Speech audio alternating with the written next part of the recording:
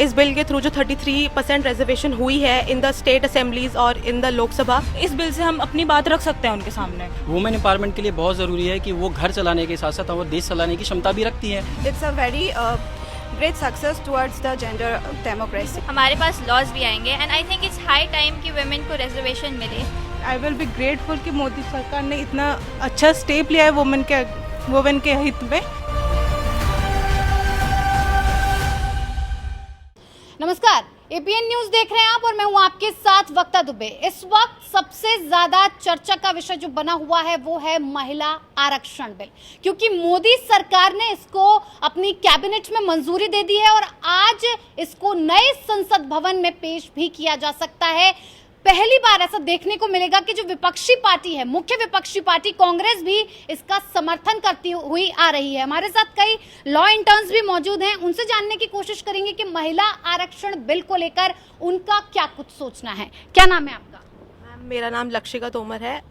लक्षिका, आपको क्या लगता है जो महिला आरक्षण बिल मोदी की कैबिनेट में पास किया गया है उससे क्या कुछ ऐसा संदेश जाएगा महिलाओं के लिए? जो एम्पावरमेंट की बात हमेशा मोदी सरकार करती है उससे कहीं ना कहीं बढ़ावा मिलेगा? जी मैम, बिल्कुल मिलेगा। बल्कि इस बिल के थ्रू 33% जो रिजर्वेशन इस बिल के थ्रू जो 33% रिजर्वेशन हुई है इन द स्टेट असेंबलीज और इन द लोकसभा, ये काफ़ी एक वुमेन एम्पावरमेंट को प्रमोट करेगा और ये वुमेन्स के लिए और लड़कियों के लिए एक बहुत अच्छा इनिशिएटिव रहेगा। बिल्कुल, 33% आरक्षण की बात की जा रही है। अब लोकसभा हो, राज्य की विधानसभाओं की बात की जाए, वहां पर भी अब 33% जो सीटें होंगी वो रिजर्व रखी जाएंगी। इससे कहीं ना कहीं वुमेन एम्पावरमेंट को जो मोदी सरकार चाहती थी उसमें फायदा होगा। बिल्कुल होगा मैम, बिल्कुल होगा। ये काफ़ी अच्छा इनिशिएटिव है और इससे काफ़ी एम्पावरमेंट बढ़ेगी वुमेन की। कैसे इस बारे में इसको कैसे आप देखते हो कि क्या महिलाओं के लिए क्या कुछ अच्छा हो सकता है? क्या जब महिलाएं एक सदन में पहुंचेंगी तो वो तस्वीर कहीं ना कहीं अलग नजर आएगी? क्योंकि जब सदन में हर जगह पुरुष ही पुरुष नजर आते हैं, ऐसे में एक नई संसद भवन की जब तस्वीर सामने आएगी उसमें हर तीसरी महिला नजर आएगी, तो किस तरह का जो वातावरण होगा, माहौल पूरी तरह से बदला नजर आएगा। बहुत ही खूबसूरत वातावरण होगा, क्योंकि ना वुमेन को इतना ज़्यादा अपॉर्चुनिटी नहीं मिलता है इन सब चीज़ों में। आई विल बी ग्रेटफुल कि मोदी सरकार ने इतना अच्छा स्टेप लिया है वुमेन के हित में।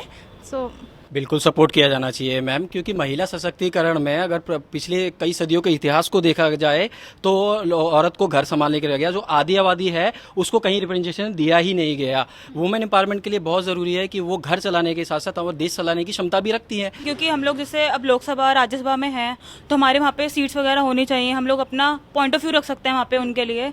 हमेशा ऐसा होता है कि वुमेन्स की बात नहीं सुनी जाती है, बट इस बिल से हम अपनी बात रख सकते हैं उनके सामने। Whatever we need, it will provide us the autonomy, women autonomy, and we all know the contribution of women, how women can influence the society, and when it will be placed in the, they will be given, there already has been given, and now I think it's a very great success towards the gender democracy. Ma'am, अगर women आगे आएंगी तो उनके जो views हैं, वो जैसे सोचती हैं वो उसी तरह से हमारे पास लॉज भी आएंगे and I think it's high time कि वुमेन को रिजर्वेशन मिले। सभी का अपना अपना सोचने का नजरिया होता है, किसी को लगता है कि उनके साथ भेदभाव किया जा रहा है, लेकिन कहीं ना कहीं मोदी सरकार की तरफ से इस तरह का जो एक ऐतिहासिक फैसला लाया गया है, नई संसद भवन में इस पर जब मोहर लग जाएगी तो कहीं ना कहीं जो 33% जो सीटें होंगी वो महिलाओं के लिए रिजर्व हो जाएंगी और ऐसे में जो संसद भवन की तस्वीर होगी वो कहीं ना कहीं बेहद खूबसूरत देखने को मिलेगी।